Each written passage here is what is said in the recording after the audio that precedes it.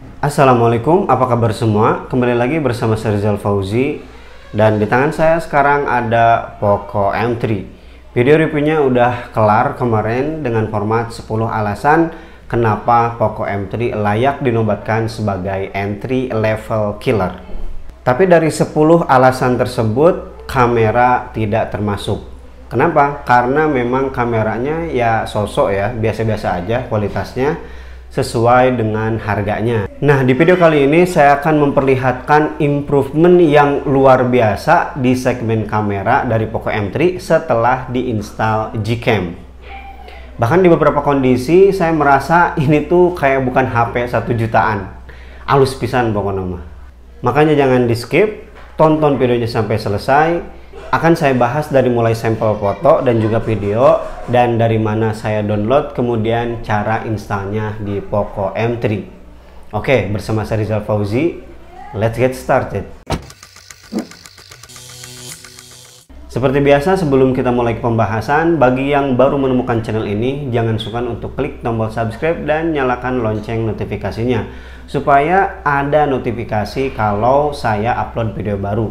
Dan itu juga sebagai penyemangat saya untuk tetap berbagi informasi dan juga referensi seputar dunia gadget. Terima kasih. Tapi jangan lupa di like juga ya.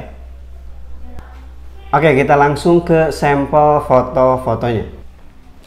Nah, ini foto yang pertama. Ini menggunakan kamera utama ya. Di sini bisa kita lihat hasil dari Gcam, shadow-nya lebih baik. Dan dynamic range-nya juga lebih bagus. Terutama di bagian dedaunan. Kemudian di bagian langit juga lebih bagus hasil Gcam karena tekstur awannya lebih terlihat jelas. Nah, kemudian di foto kedua juga sama, shadow hasil Gcam lebih baik. Jadinya tekstur dedaunan lebih kelihatan daripada foto yang dihasilkan oleh kamera bawaan. Oke, kita ke foto selanjutnya. Di sini kasusnya masih sama. Hasil dari Gcam bisa lebih detail, terutama di bagian awan atau langit. Berbeda dengan hasil yang dari kamera bawaan, itu langitnya agak kosong gitu aja ya, putih. Teksturnya kurang kelihatan. Kemudian saya juga nyoba foto objek dekat atau makro, tapi ini masih menggunakan kamera bawaan ya. Untuk bokehnya sih saya lebih suka hasil proses kamera bawaan daripada Gcam. Tapi tetap untuk masalah detail Gcam unggul. Coba deh perhatiin bagian bunganya ya, yang warna putihnya itu bintik-bintik kuningnya lebih jelas hasil dari Gcam. Kemudian di foto makro kedua juga ini sama ya kasusnya. Bokehnya bagusan kamera bawaan menurut saya, tapi detail dari daunnya, tekstur yang ada di daun itu lebih jelas hasil Gcam. Nah, sekarang beralih ke hasil foto potret. Di sini saya lebih suka hasil kamera bawaan, lumayan rapih bokehnya. Kalau Gcam kekurangannya di mode potret itu akan otomatis ngezoom. Makanya di sini berbeda ya, padahal saya motret di jarak yang sama. Nah, itu dia hasil beberapa foto di kondisi cahaya berlimpah ya dengan menggunakan kamera utama. Nah, sekarang kita mulai ke foto-foto low light. Jadi di cahayanya bukan cahaya berlimpah seperti cahaya matahari. Jadi kayak cahaya di dalam ruangan dengan pencahayaan lampu. Nah, salah satu kelemahan HP 1 jutaan itu memang di low light. Jadi kalau udah dihadapkan dengan low light, pasti gambarnya akan mulai kabur, detailnya hilang, dan noise mulai bermunculan. Seperti foto ini, kekayaan warnanya hilang. Padahal kondisi cahayanya lumayan gak gelap sama sekali, lampu rumah lah. Dan ini mode normal, bukan pakai mode malam. Nanti untuk mode malam di akhir video ya. Berbeda dengan hasil Gcam, warnanya masih terjaga. Pokoknya di foto-foto low light tuh kayak pakai HP yang berbeda. Oke, saya bandingkan langsung aja ya fotonya side by side. Nah, seperti ini. Lebih enak hasil dari Gcam. Dan foto kedua juga sama, detail bulu bantal di area gelap kamera bawaan hilang, sedangkan Gcam masih kelihatan.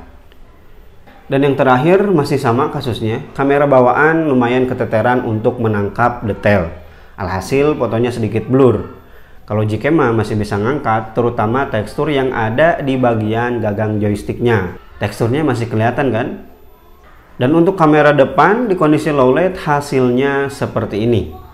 Untuk kaum hawa mah mungkin bakalan lebih suka hasil proses kamera bawaan ya, glowing. Oke, sekarang kita mulai masuk ke kondisi cahaya yang lebih redup lagi, atau bisa dikatakan benar-benar gelap. Nah, di kondisi seperti ini kita wajib menggunakan night mode supaya nggak terlalu banyak noise. Sekarang kita bandingkan. Nah, di foto pertama kondisi cahaya sangat minim ya, sumber cahaya hanya dari lampu-lampu di setiap bangunan, dan hasilnya seperti biasa menurut saya Gcam lebih baik. Foto kedua juga sama, saya lebih suka hasil dari Gcam. Ruangan ini lampunya saya matikan ya, hanya ada sumber cahaya pantulan sedikit dari lampu luar. Dan kemudian ini mode malam di kamera bawaan. Tulisannya lumayan lah, jadi sedikit lebih jelas ya, bisa kebaca. Nah, sekarang kita lihat hasil mode malam menggunakan Gcam. Lebih jelas lagi ya, ini mah kayak pakai lampu. Dan untuk kamera depan perbandingannya seperti ini. Luar biasa, win-win solution nih bagi yang kepepet mau selfie di tempat gelap. Mau selfie tempat gelap, mau ngapain ya.